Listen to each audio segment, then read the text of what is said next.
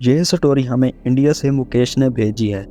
उनका कहना है कि मैं ट्रैवलिंग कर रहा था, ट्रेन के ज़रिए एक शहर से दूसरे शहर जा रहा था। सफ़र बहुत लंबा था।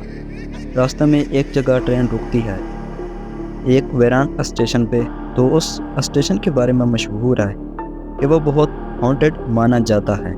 ट्रेन का ये स्टॉप नहीं होता, लेकिन दूसरी ट्रेन को रास्ता देने के लिए ट्रेन को यहाँ पे ब्रेक लगा दिया जाता है। कुछ टाइम यहाँ पे ट्रेन रुकती है और दूसरी ट्रेन जब क्रॉस कर जाएगी उसके बाद ये ट्रेन यहाँ से अगले सफ़र के लिए रवाना होगी। तो कुछ लोग ट्रेन से उतर जाते हैं और नीचे बैठ जाते हैं। स्टेशन बहुत वीरान था, क्योंकि पहले कभी उसके आसपास में आबादी होती थी, लेकिन अब वहाँ उस एरिया में कोई आबादी नहीं है। तो इस वजह से वो स्टेशन बिल्कुल वीरान है। मैं और मेरा दोस्त एक साथ में होते हैं। हम ट्रेन से उतरते हैं और स्टेशन पर बैठ जाते हैं। उस स्टेशन पे एक प्लेटफार्म है और उसके नीचे एक छोटा सा घर बना होता है। वह बहुत ही पुराना लग रहा होता है। ऐसा लग रहा होता है सदियों से किसी ने उस घर के ताले को किसी ने नहीं खोला, और ऐसा लगता है ना ही कोई यहाँ पे आता है ना जाता है। हम बैठे हुए बात कर रहे होते हैं, कोई आवाज़ नहीं, कुछ नहीं।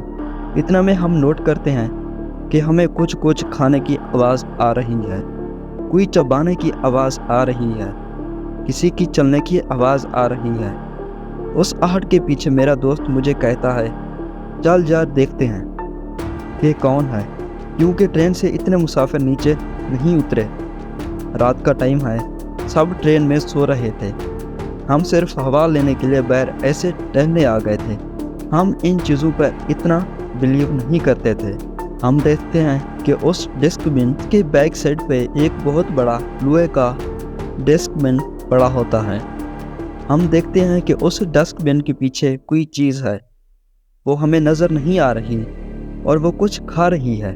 हम तो यही समझे कि कोई जानवर है। हम थोड़ा सा आगे जाते हैं और उसको देखने की कोशिश करते हैं, क्योंकि मुझे ये सब कुछ अच्छा नहीं लग रहा था। मैं अपने दोस्त को रोकता हूँ कि यार आगे मत चलो। वो कहता है, चल चल देखते हैं क्या है।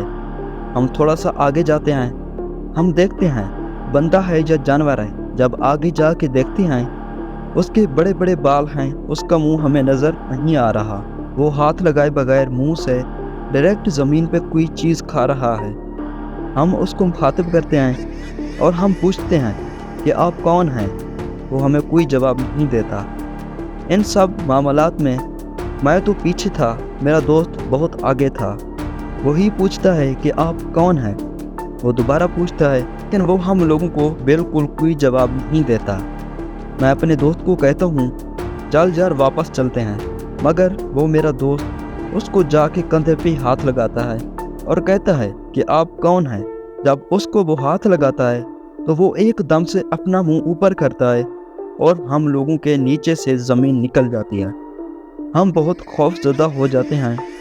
वो इतना भयानक चेहरा था कि मैं आपको बता नहीं सकता। हम भागते हुए जाते हैं, ट्रेन में बैठते हैं। ट्रेन के कुछ मुसाफिर हमें देखते हैं कि ये लोग बड़े डरे हुए हैं।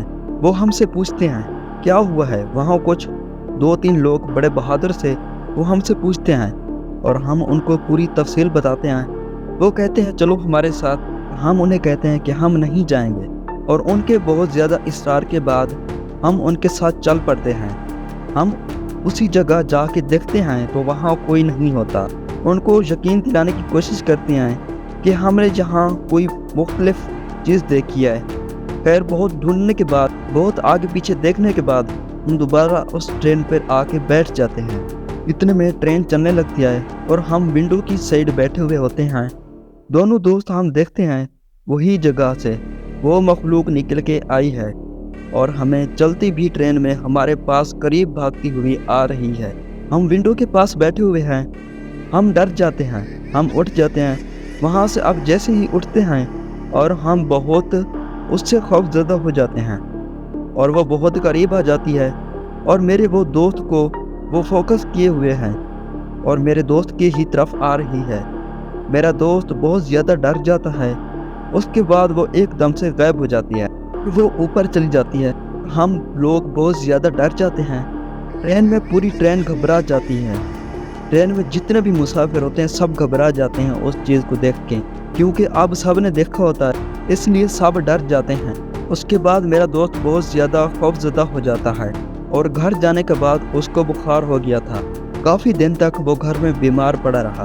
وہ ٹھیک تو ہو گیا تھا لیکن وہ ایک چیز ہمارے دماغ میں آج تک بسی ہوئی ہے کہ وہ کیا چیز تھی، وہ کیا مخلوق تھی جو بہت ہی خوف زدہ تھی، جس سے ہم لوگ ڈر گئے تھے۔